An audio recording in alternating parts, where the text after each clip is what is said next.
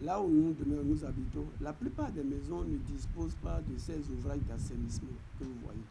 Or, pour construire, avant de construire, les propriétaires devaient prévoir avoir ces dispositifs d'ouvrages d'assainissement.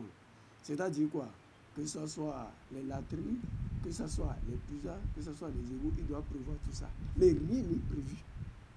Rien n'est prévu.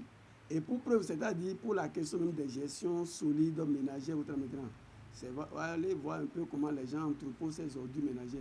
Et c'est ça qui amène la plupart de nos populations non seulement à se rendre vers nos caniveaux, qui sont non seulement des ouvrages d'assainissement servant à l'écoulement des eaux et autres, là, donc dans lesquels ils déposent ces ordures.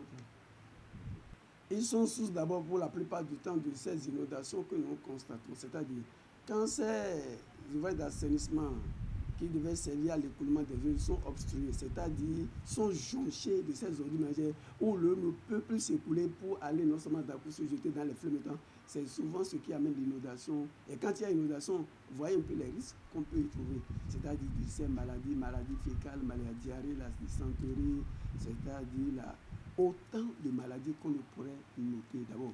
Et d'ailleurs, dites-vous, c'est-à-dire pour vivre longtemps, il faudrait que vous viviez dans un cadre sain et que vous preniez des aliments sains.